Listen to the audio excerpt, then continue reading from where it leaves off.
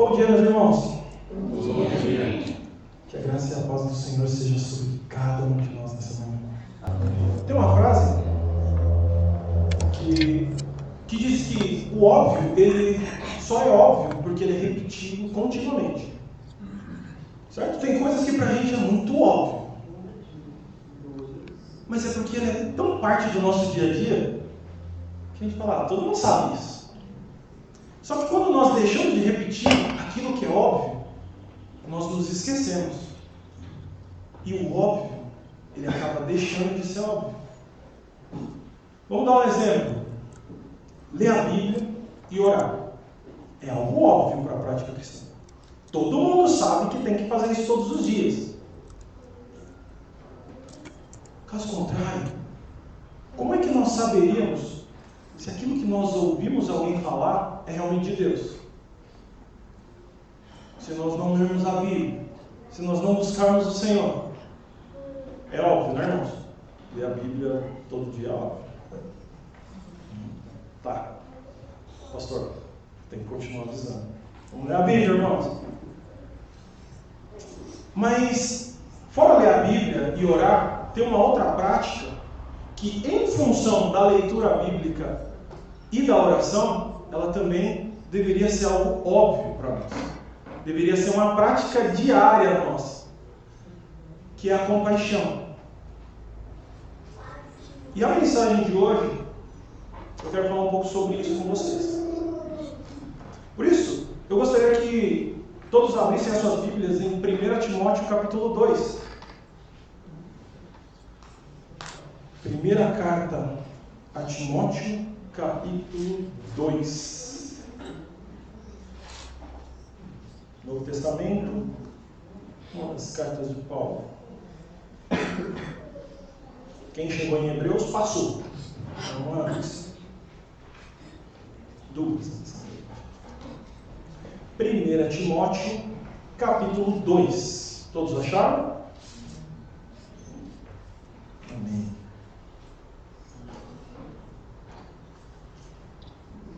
Deixe sua Bíblia aberta, vamos orar antes de fazer a leitura dessa palavra. Pai, o Senhor já tem ministrado os nossos corações aqui na tua casa, por meio dos louvores, por meio do salmo, por meio da comunhão com os irmãos.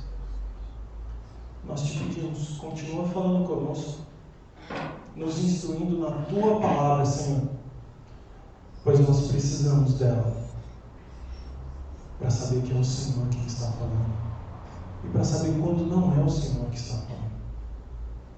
Fala conosco e nos direciona, Senhor, na forma como nós devemos viver. Assim nós oramos em nome de Jesus. Amém. Gente, saibam que essa é a parte mais importante do culto. O momento da leitura da palavra. Mais importante do que tudo que eu vou falar é a leitura da palavra. Então vamos lá. 1 Timóteo, capítulo 2, a partir do versículo 1. Em primeiro lugar, recomendo que sejam feitas petições, orações, intercessões e ações de graça em favor de todos, em favor dos reis e de todos que exercem autoridade, para que tenhamos uma vida pacífica e tranquila, caracterizada por devoção e dignidade. Isso é bom e agrada a Deus, nosso Salvador, cujo desejo é que todos sejam salvos e conheçam a verdade. Pois há um só Deus e um só mediador entre Deus e a humanidade, o homem Cristo Jesus. Ele deu sua vida para comprar a liberdade de todos. Até aqui. Bom, essa é uma carta na qual o apóstolo Paulo escreve ao seu discípulo Timóteo, na qual ele deixou cuidando e liderando a igreja em Éfeso. Então Paulo seguiu a viagem missionária, mas ele entendeu que era necessário enviar uma carta dando instruções a Timóteo, principalmente por estar pastoreando a igreja em Éfeso. E aqui Paulo começa trazendo uma recomendação. Ele já começa dizendo, em primeiro lugar, eu te recomendo. E essa recomendação ele faz para que seja uma prática da igreja. Não uma prática do Timóteo, mas para que seja uma prática da igreja, que é a oração. E aqui, quando ele vai citar petições, algumas outras Bíblias, petições está traduzida como súplica. Petições, orações, intercessões e ações de graça, ele está falando basicamente sobre oração. Para saber mais em detalhes sobre cada uma dessas partes, gente, na IPD está sendo ensinado sobre essas coisas. Então, sempre às 9 horas da manhã, aos domingos, só não no primeiro domingo, que é o domingo de oração, o primeiro domingo do mês. Mas se esforcem para aprender mais sobre isso, porque é isso que vai fazer diferença nas nossas vidas lá fora. Mas Paulo, ele vem e recomenda, olha, que sejam feitas súplicas, sejam feitas orações, intercessão, que sejam feitas ações de graça, peçam intensamente, intercedam por outros, né? Se coloquem à disposição de ajudar a outros, seja grato pela vida dos outros. Mas Paulo, ele vai dizer o seguinte, faça isso em favor de todos. Façam isso em favor de todos. O que é importante a gente entender a respeito da oração? A nossa oração é a exposição do que está no nosso coração sendo colocado diante de Deus. Tudo aquilo que está aqui dentro, tudo aquilo que a gente carrega, a gente coloca em oração diante de Deus. E a oração, ela representa muito de como nós agimos no nosso dia a dia. Por isso que Jesus vai dizer lá em Mateus 6, entra no seu quarto em secreto.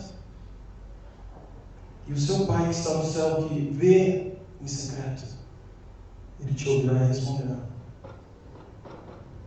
Aquela oração que você faz quando está só você, ela diz muito a respeito de como você age no dia a dia, quando você de fato abre o teu coração. Mas Paulo está trazendo aqui uma recomendação que não é só sobre orar por você. Não é só sobre orar por você e por sua família. Não é só sobre orar por você, por sua família e pela sua igreja. Não, ele está falando para orar por todos. A igreja do vizinho, não somente, mas por todos. E aí Paulo, ele acaba se tornando um pouquinho mais específico. No versículo 2, ele vai dizer, orem em favor dos reis e de todos que exercem autoridade.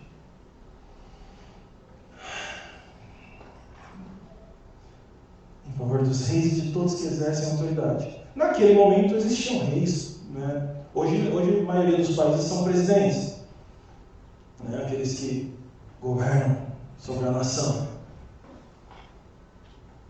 E talvez, gente, isso eu enquanto preparava pensar, talvez você pense que eu vou falar sobre política e não vou, tá? Mas talvez você fala, poxa, mas os políticos que lideram hoje? Não, ali nenhum presta. Político nenhum presta.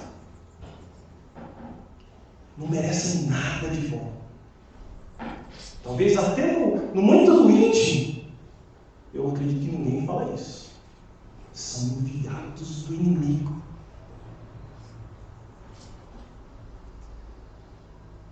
Mas Paulo está falando, ora por eles, ora pelos governantes, ora por aqueles que exercem autoridade.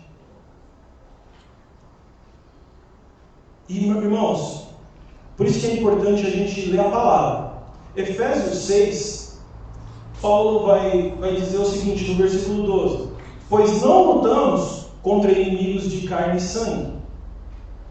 Quando Paulo fala carne e sangue, ele está falando de pessoas. Pois não lutamos contra inimigos ou pessoas. Não lutamos contra pessoas, mas contra governantes e autoridades do mundo invisível. Outra tradução, mundo celestial. contra grandes poderes neste mundo de trevas e contra espíritos malignos nas esferas celestiais. Não são contra pessoas. O nosso verdadeiro inimigo não é o nosso vizinho, não é o nosso patrão, não é o nosso presidente. E talvez você diga, meu presidente não é. Faz parte do Brasil, é seu presidente. Independente se você gosta ou não vou dar opinião. Mas é quem está aqui governando hoje. Mas sabe qual que é a condição? Nós não podemos ser acusadores. Não é nosso papel ficar apontando e acusando. Aquele ali não merece. Aquele ali é ruim. Nós devemos ansiar que a mesma bondade que nos alcançou também alcance os outros.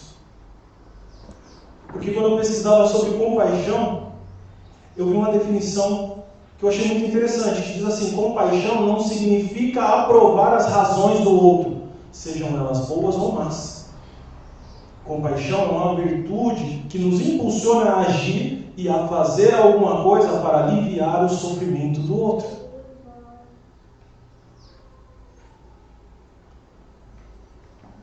Não entra de acordo com o que eles estão fazendo. Mas o nosso papel é agir para com eles diferente de como eles agem. É isso que a Bíblia nos ensina. Jesus, ele foi questionado. Na verdade, os discípulos de Jesus foram questionados a respeito da atitude de Jesus. A gente vê isso em Lucas, mas vê também em Mateus.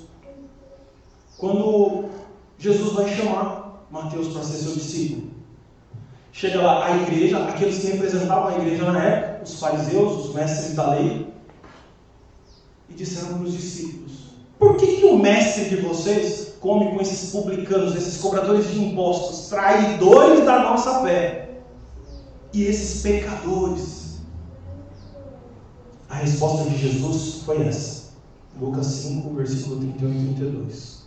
As pessoas saudáveis não precisam de médico, mas sim os doentes. Eu não vim para chamar os justos, mas sim os pecadores, para que se arrependam. A igreja na época estava olhando e falando: não pode andar com esse povo. Esse povo, eles são pecadores. Eles são desviados, os publicanos. Eles consideravam desviados porque eram judeus que cobravam impostos dos judeus para dar para os romanos. Então aquilo ali era o auge do desvio. Não podia ser mais desviado que aquilo. Mas Jesus, ele deixa muito claro: eu não vim chamar justo. Não preciso chamar quem já está dentro para dentro. Eu preciso chamar quem está fora para dentro.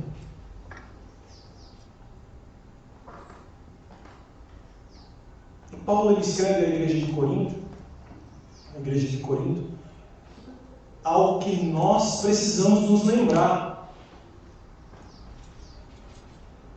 1 Coríntios diz assim, capítulo 1, do versículo 26 a 29. Lembrem-se, irmãos, de que poucos de vocês eram sábios aos olhos do mundo, ou poderosos ou ricos quando foram chamados.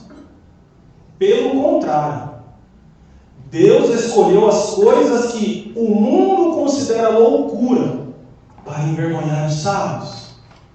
Assim como escolheu as coisas fracas para envergonhar os poderosos, Deus escolheu as coisas desprezadas pelo mundo, tidas como insignificantes, e as usou para reduzir a nada aquilo que o mundo considera importante. Portanto, ninguém jamais se orgulhe na presença de Deus. O que Paulo está escrevendo aqui à igreja de Corinto é: não se ache melhor só porque você hoje faz parte da igreja do Senhor. Não se ache melhor do que quem está lá fora. Não se coloque numa posição superior a eles. Jesus ele disse, até mesmo aquele que se desviou da fé, o Filho do Homem, ele veio para buscar e salvar o que se havia perdido. Nós precisamos ter muita clareza a respeito disso, que essa é a mensagem de Cristo, resgatar o que se havia perdido. Porque aquele que está lá fora, Paulo também vai descrever o motivo pelo qual ele age como age. Em 2 Coríntios, capítulo 4, versículo 4. O Deus desse mundo cegou a mente dos que não creem, para que não consigam ver a luz das boas novas. É por isso que eles agem como agem. E ontem mesmo nós agíamos como eles agem. Mas independente de Satanás ser cegado a visão e a mente daqueles que estão lá fora, não deve cegar a visão da igreja. Nós não podemos ter esse entendimento cegado quanto a como nós temos que agir para com aqueles que estão lá fora. Porque, caso contrário, nós vamos estar agindo totalmente diferente de como Jesus agiu. Olha bem, para o período em que Jesus viveu, o Império Romano era quem dominava sobre tudo. Então eles escravizavam, eles matavam quando queriam. Tem até aquela passagem do, se te pedirem para andar 1 milha, ande 2. Aquilo, gente, era regra romana. Por quê? Os romanos, como eles dominavam sobre aqueles povos, que não era só Israel, mas era o seguinte: se você está carregando algo, você é romano, cidadão romano, e aquilo está pesado, você não está conseguindo carregar, está cansado, você pode pegar um desses povos que nós dominamos, qualquer pessoa, e falar para eles: você tem que carregar 1 milha isso aqui. E a pessoa era obrigada a carregar, porque senão ela seria punida severamente. E aí Jesus vai dizer: olha, se te pedir para andar 1 milha, ande 2. Seja diferente. Faça além.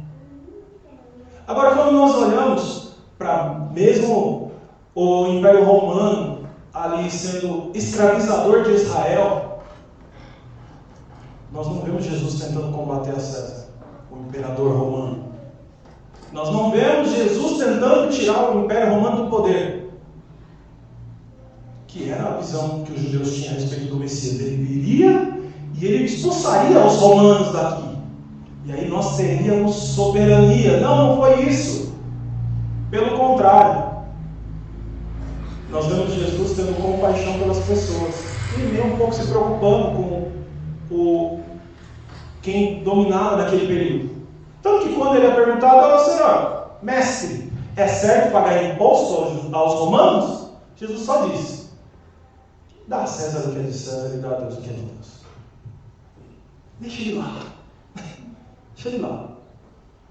Mas olha que interessante, quando a gente vê a atitude de Jesus para com até um romano, o centurião, que chega até Jesus e diz: mestre, o meu servo, ele está doente, está com muitas dores. E aí Jesus prontamente olha para ele e diz: estou nem aí, você é romano? Alguém já leu essa passagem? Porque não foi isso que Jesus fez. Jesus prontamente diz: vamos até a sua casa. E aí o centurião diz para ele: Senhor, eu não sou digno de recebê-lo na minha casa, mas diz apenas uma palavra e o meu servo será curado. Então Jesus disse: seja feito conforme a sua fé. E o servo dele foi curado. Jesus não se preocupou que ele era romano, que o romano não podia, porque ele é o inimigo. Não, pelo contrário. Jesus teve compaixão dele. Jesus fez o mesmo com aqueles que iriam prendê-lo. Na passagem lá no jardim, no Getsemane, ou no Getsemane, onde o super discípulo de Jesus puxa a espada, fala: aqui não, passa a espada na orelha daquele que João disse se chama Malco, e arranca a orelha dele fora. Ele era um dos que ia prender Jesus. E o que Jesus fez? Isso aí, pega mais um. Não. Pelo contrário, Jesus foi lá e curou ele de volta e falou: não é isso. Você acha que eu não beberia o cálice que meu pai me deu? Quando nós vemos o momento mais drástico de Jesus pendurado na cruz, sofrendo, e aqueles soldados zombando dele lá embaixo. Jesus não falou: pai, mata eles. Jesus não fez isso, pelo contrário. Jesus ora ao Pai dizendo: Pai, perdoa-os, porque eles não sabem o que fazem.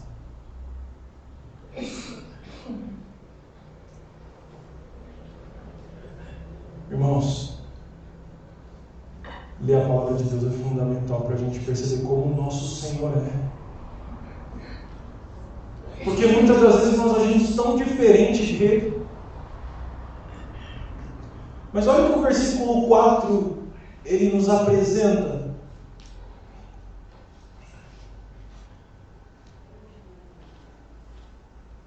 Cujo o desejo de Deus, o nosso Salvador, é que todos sejam salvos e conheçam a verdade.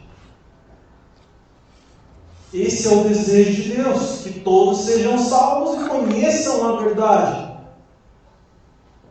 Os versículos 5 e 6, eles são a mensagem fundamental do Evangelho.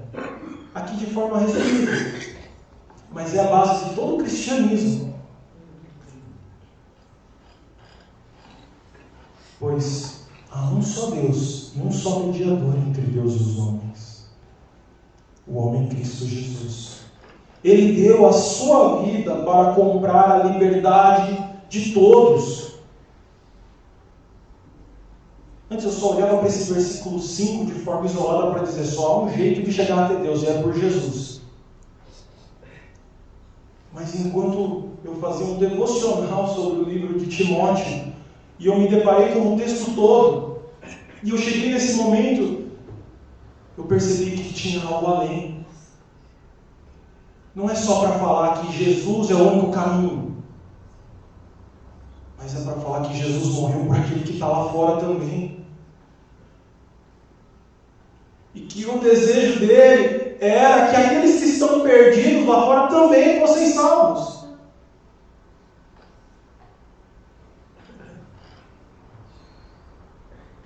E um dos pontos, irmãos, que nos move a compartilhar essa mensagem é a compaixão. É sofrer por saber que o outro que está lá fora está sofrendo. Escravizado, prisioneiro do pecado. E que talvez ele está olhando e está achando que a vida dele está boa. Mas a gente sabe que ele está caminhando direto à morte eterna. Quando a gente estava lá fora, a gente também achava que era bom. A gente achava que a gente estava vivendo o melhor dessa terra. Até a gente ser encontrado por Jesus no caminho.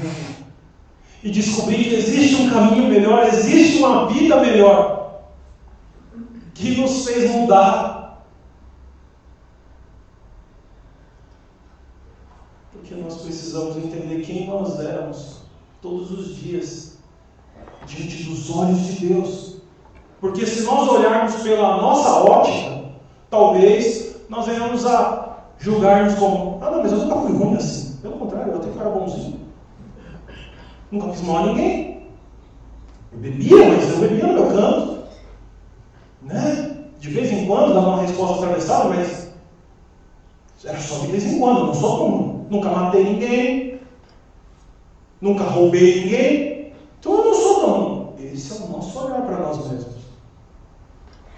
Mas nós precisamos olhar para trás e ver como eu era diante dos olhos de Deus. E a palavra ela nos diz que nós éramos inimigos de Deus.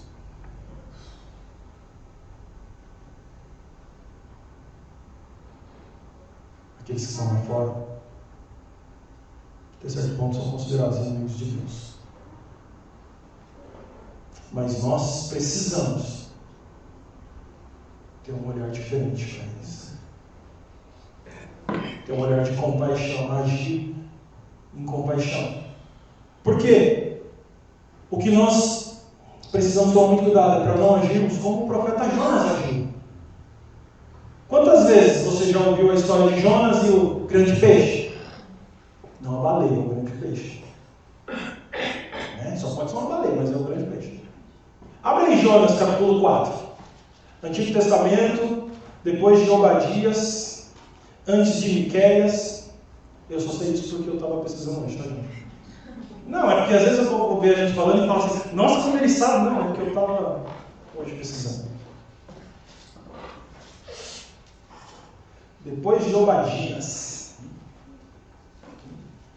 Quantas vezes você já ouviu falar de Jonas, que ele não foi para lá porque ele estava com medo, porque o povo de Nínive era perverso? Muitas das vezes eu ouvi isso. Eu falava, não. O povo de Nínive era perverso, tinha que fugir mesmo. Quantas vezes você ouviu que Jonas estava com medo de que se ele fosse lá falar o que Deus mandou falar, ele ia morrer? Porque o povo de Nínive ia matar ele. Só que quando a gente olha para o que a palavra diz, a gente percebe que não era esse o motivo. Bom, todos sabem que até um ponto, Jonas de fato deixa de fugir e vai até Nínive. E prega que por conta dos seus pecados Deus vai destruir essa nação. O que acontece? O povo se arrepende. E aí, se vocês olharem aqui no versículo 10 do capítulo 3, o último versículo antes do capítulo 4, quando Deus viu o que fizeram, ou seja, o arrependimento deles, e como deixaram os seus caminhos maus, voltou atrás e não os destruiu como havia ameaçado. Esse é Deus. Mas olha aqui o que Jonas fez. Capítulo 4, versículo 1. Isso tudo, ou seja, Deus ter perdoado, deixou Jonas aborrecido e muito irado. Então, orou ao Senhor, porque ele ainda era crente. Ele orou ao Senhor, porque é crente. E olha a oração que ele fez. Antes de eu sair de casa, não foi isso que eu disse que tu farias, Senhor? Eu não falei, Senhor, que o Senhor ia fazer isso? Por esse motivo, fugi para Tarsis. Olha o que a palavra está dizendo, que Jonas fugiu porque ele sabia que Deus ia perdoar. Sabia que és Deus misericordioso e compassivo, lento para se irar e cheio de amor. Estás pronto a voltar atrás e não trazer calamidade. Aí vem o surto. Agora, tira a minha vida, Senhor. Para mim é melhor morrer do que viver desse modo. De fato, o povo de Nínive era um pouco cruel e perverso. Mas o que estava no coração de Jonas não era o medo de morrer. É que ele não queria que o povo de Nínive fosse perdoado. Por isso que ele não queria ir lá. Porque ele queria que aquele povo de fato fosse destruído. Nós não podemos agir como Jonas. Se nós sabemos que o nosso Deus, Ele é lento em irar-se, Ele é um Deus compassivo, cheio de amor, nós temos que nos abraçar a isso, porque foi essa compaixão, foi esse amor que nos alcançou. E aqui partindo para o final, como colocar em prática essa compaixão? Porque diante de tantas passagens bíblicas, a gente percebe, eu preciso ter compaixão. Mas como é que eu coloco isso em prática? Vamos lá, primeira coisa, para colocar em prática essa compaixão. Lendo a Bíblia.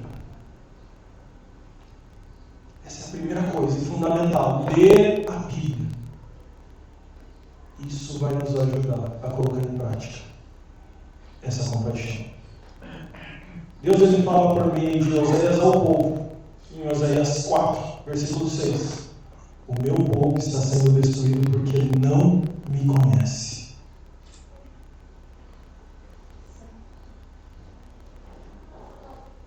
Igreja, tem muita gente que está se destruindo e sendo destruída por não conhecer o Senhor.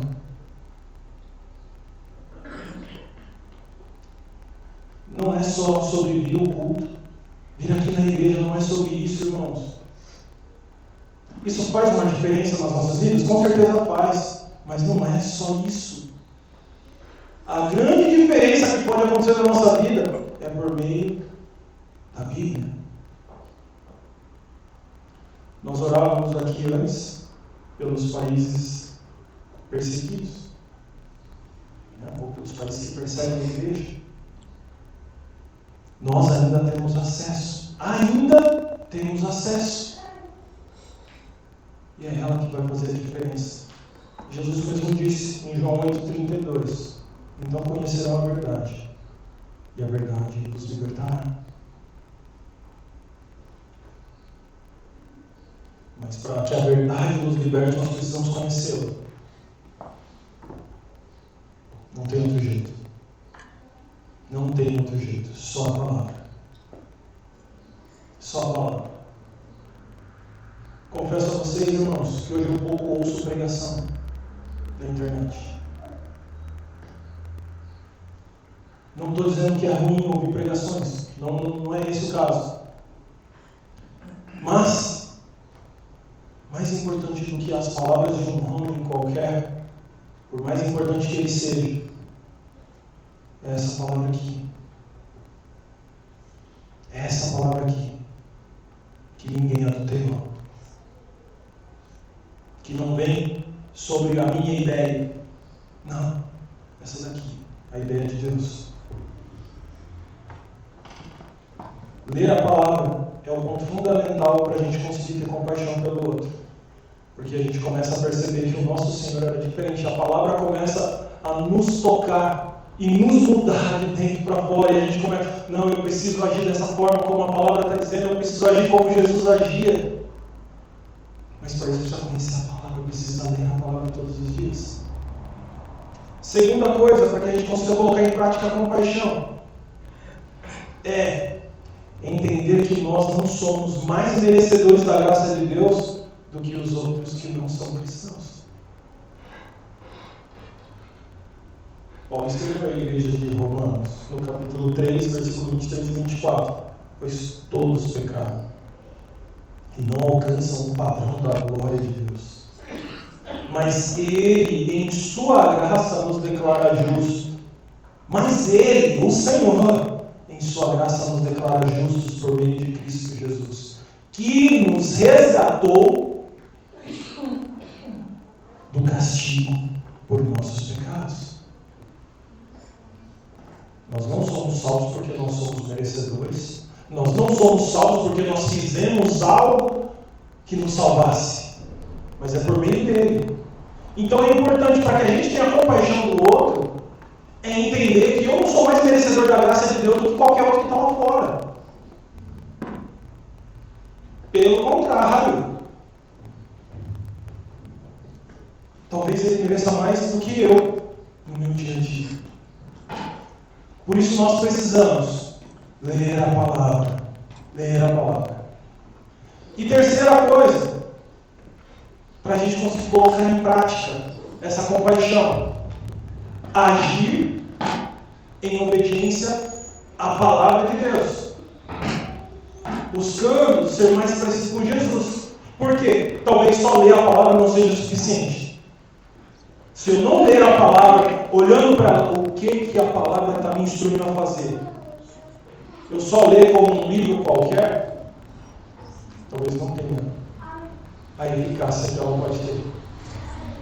Por isso nós precisamos agir em obediência à palavra. E a palavra, na maioria das vezes, irmãos, ela vai dizer para a gente fazer aquilo que é contrário ao que a gente já faz. E esse é o ponto bom. Porque a palavra vai nos corrigir, ela vai nos direcionar. Paulo escreve a Romanos, no capítulo 12, ele diz o seguinte: portanto, irmãos, suplico-lhes que entreguem seu corpo a Deus, por causa de tudo que Ele fez por vocês, que seja um sacrifício vivo e santo, do tipo que Deus considera agradável. Essa é a verdadeira forma de adorá-lo. Não imitem o comportamento e os costumes desse mundo, mas deixem que Deus os transforme por meio de uma mudança em seu modo de pensar, a fim de que experimentem a boa, agradável e perfeita vontade de Deus. Nós precisamos não imitar o mundo, mas imitar Jesus. Não fazer como aqueles que estão lá fora estão fazendo, não agir como aqueles que estão lá fora estão agindo, mas deixar que Deus transforme a nossa forma de pensar.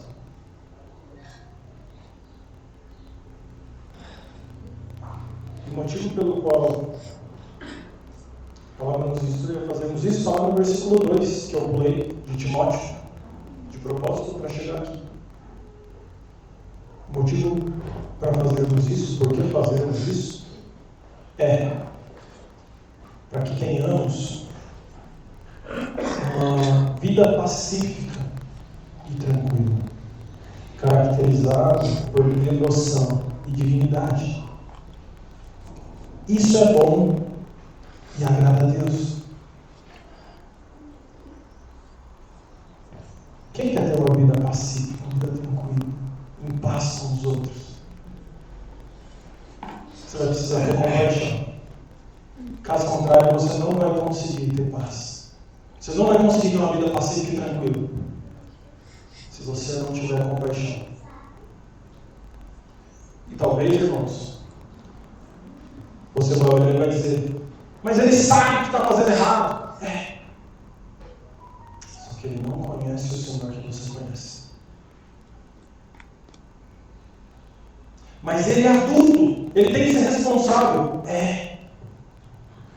Mas ele não foi encontrado pelo Senhor que te encontrou. E isso muda tudo. Isso muda tudo. Porque em um momento da nossa vida nós conhecemos um Deus que é bom e que foi bom conosco, mesmo sem a gente merecer. E é esse tipo de conduta, irmãos, uma conduta de compaixão, que nos apresenta como filhos de Deus para o mundo. Quantas vezes, irmãos, já chegou alguém para você para falar: aquele cara lá disse que é crente, aquela moça disse que é crente, mas aquilo ali não é crente, não. E aí a gente tem que ficar engolindo essa vergonha.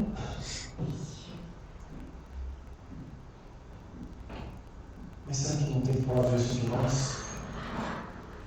Porque não é sobre o quanto eu sou santo aqui na igreja, é o quanto eu sou santo lá fora, é o quanto eu sou santo quando ninguém está olhando. Não podemos viver, irmãos, como se a salvação tivesse. Não podemos viver como se fôssemos o último da fila da salvação. E isso é importante.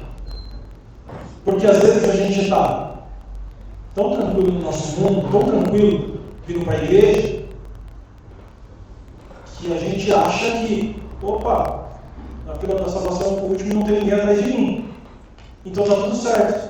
Eu não preciso fazer mais nada. Não, você não é o último. Nós não somos os últimos na fila da salvação. Tem muita gente ainda que precisa ser salvo.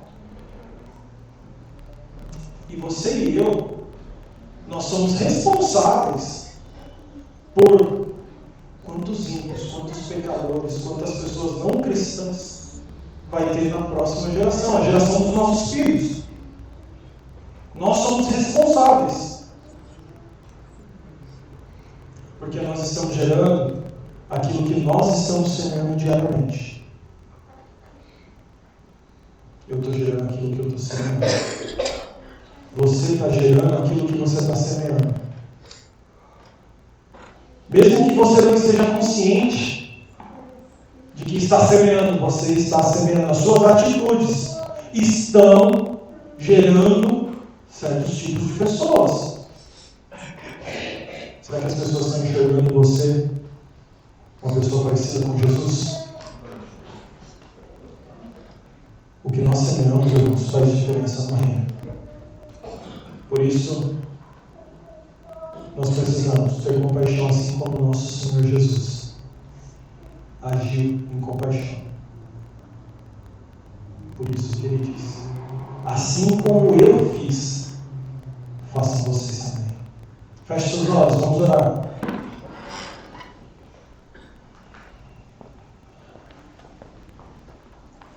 Pai, nós te agradecemos pelo Senhor nos dar acesso à Tua Palavra. Nós te agradecemos, Pai, porque o Senhor nos permite conhecer o Senhor por meio da Tua Palavra.